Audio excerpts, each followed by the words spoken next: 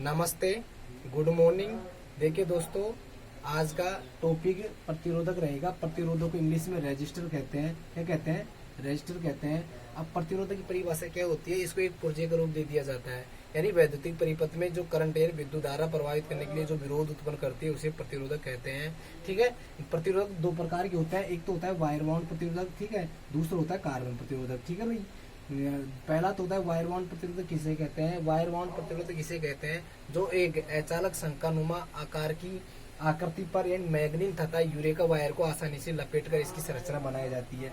ठीक है, इसे वायर बाउंड प्रतिरोधक कहते हैं। अब वायर बाउंड प्रतिरोधक दो प्रकार के होते हैं, एक तो परिवर्तनमान का प्रतिरोधक, दूसरा होता है नियतमान का प्रतिरोधक। ठीक है भाई, परिवर्तनमान का प्रतिरोधक क्या होता है? परिवर्तनमान का प्रतिरोध क्या होता है? जो प्रतिरोध क्या होता है, कम या ज्यादा किया जाता है। जैसे पंखा को कम या ज्यादा चलाया जा सकता है, लैंप को धीमे या तेज जला सकता है, एक प्रकार का, यानी वोल्टेज ड्रॉप करता है। ठीक है, इसी प्रकार से ये परिवर्तनमान का प्रतिरोधक होता है, जो होता है 1 ओम से प्रतिरोधक मान का प्रतिरोधक होता है जिसे 5 ओम से 5 किलो ओम तक बनाया जाता है। ठीक है, इसकी वाट क्षमता कितनी होती है? 1 से 50 वाट तक इसकी वाट क्षमता होती है। ठीक है, इसी प्रकार से नियत मान का प्रतिरोधक होता है जो फिक्स होता है, यूरेका और मैग्नीज धातु से बनाया जाता है। ठीक है, इसी प्रकार से इसकी दोनों की वाट क्षमता समान होती है। इसकी वाट क्षमता भी क्या होती है? 1 से 50 वाट होती है। ठीक है, इसी प्रकार से क्या होती है? इसकी क्या होती है? जो प्रतिरोध में सामान्यतः कितने प्रतिरोधक बना सकते हैं? फिक्स मान 0.1 से 50 किलो ओम तक बनाया जाता है। 0.1 से 50 किलो ओम तक बनाया जाता है। ठीक, इसी प्रकार से दो प्रकार के बनाए जाते हैं, एक तो परिवर्तनमान का, एक नियतमान का। बात करते हैं दोस्तों कार्बन प्रतिरोधक। किसकी बात करते हैं भाई? कार्बन प्रतिरोधक की। कार्बन प्रतिरोधक किसे कहते हैं? कार्बन प्रतिरोधक एक तो ग्रेफाइट या कार्बन के चूर्ण को मिश्रित करके इसकी संरचना बनाई जाती है, इसे कार्बन प्रतिरोधक कहते हैं। इसका उपयोग इलेक्ट्रॉनिक परिपथ में किया जाता है। कहाँ किया जाता है? डीसी बंद वैद्युतिक परिपथ या इलेक्ट्रॉनिक परिपथ में इसका उपयोग किया जाता है। अब देखो, बहुत वेरी इंपोर्टेंट है जो कार्बन प्रतिरोधक होता है। देखिए इधर, जो कार्बन प्रतिरोधक होता है, कार्बन प्रतिरोध की बात करें, ये कार्बन प्रतिरोधक है। ठीक है, ये कार्बन प्रतिरोधक की संरचना है। कार्बन प्रतिरोधक की क्या है? संरचना है। देखिए, कार्बन प्रतिरोधक की बहुत इसकी क्या करता है? कार्बन प्रतिरोध बताया था मैंने। कार्बन प्रतिरोध क्या होता है? बहुत इसके ऊपर मान अंकन प्रदर्शन नहीं कर सकते हैं, बहुत कठिनाई आती है, इसलिए इसका मान अंकन प्रदर्शन करने के लिए एक सारणी दी होती है, उस सारणी के अनुसार इस प्रतिरोध का मान अंकन किया जाता है। ठीक है, यानी बहुत मिलियन में बनाया जाता है, मिलियन मेगा ओम में।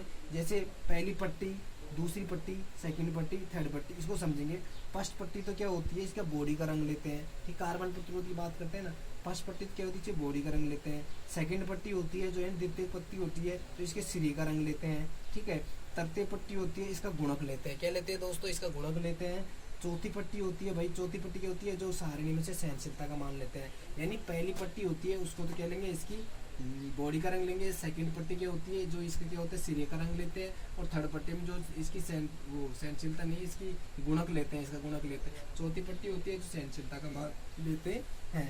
ठीक है, इसी प्रकार जो कार्बन प्रतिरोध है, पीला, नीला, लाल, सुनहरी, ठीक है, इसे कार्बन प्रतिरोध कहते हैं। ये भी दो प्रकार के बनाए जाते हैं, नियतमान का बनाया जाता है तथा दूसरा परिवर्तनमान का बनाया जाता है।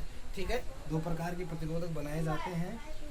अब ये देखो, इस सारणी के अनुसार अपन जो यहाँ मान अंकन किस प्रकार से करते हैं आपको ये समझाएंगे। पहले सारणी को बहुत आसान तरीके से याद करना सिखाऊंगा 1 मिनट में, कैसे कैसे याद की जाती है। एक तो ट्रिक होती है लॉन्ग मेथड। सबसे पहले तो क्या देखेंगे दोस्तों? लॉन्ग मेथड देखेंगे।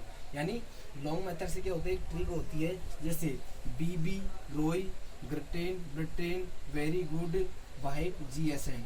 यानी एक प्रकार की ट्रिक बनाई है, बीबी, रोय, ग्रेटेन, वेरी गुड, वाइफ, GSN नाम एक वाइफ का, इस प्रकार से ट्रिक बनाई है।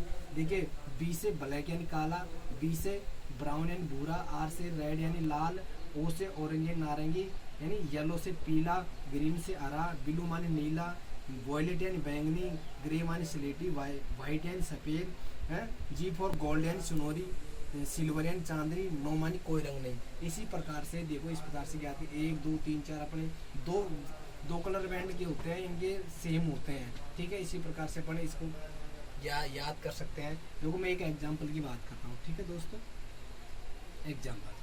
एग्जाम्पल क्या होता है? देखो, एग्जाम्पल क्या होता है? पहला एग्जाम्पल लेते हैं, ठीक है। पहले लाल पीला काला सुनहरी, लाल पीला काला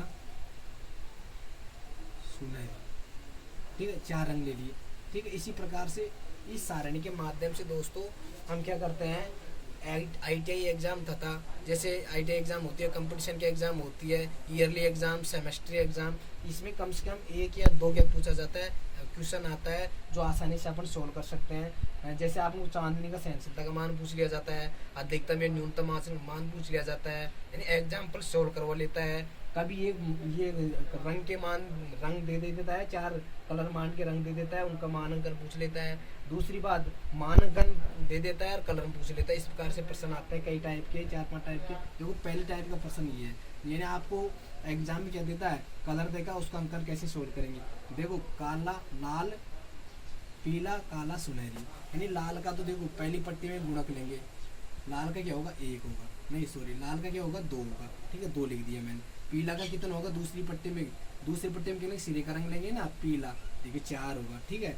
तीसरी पट्टी में काला क्या होगा, इसका गुणक लेंगे, काला का 1 होगा, इंटू 1 गुणक लेंगे नहीं, प्लस माइनस के क्या लेंगे, सुनहरी का क्या लेंगे, सुनहरी का प्लस माइनस के 5% होगा। इस प्रकार से आपको सोल्व आगे हल करना है।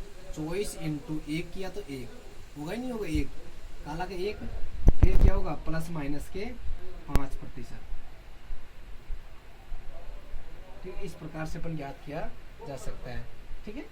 समझ में आएगी नहीं है, 24 ओम प्लस माइनस के 5%। दूसरा एग्जाम्पल देखो, दोबारा से समझे, देखो दोबारा से कैसे समझना है, ये तो आपको दोबारा से कैसे समझना है आपको। दूसरा सवाल,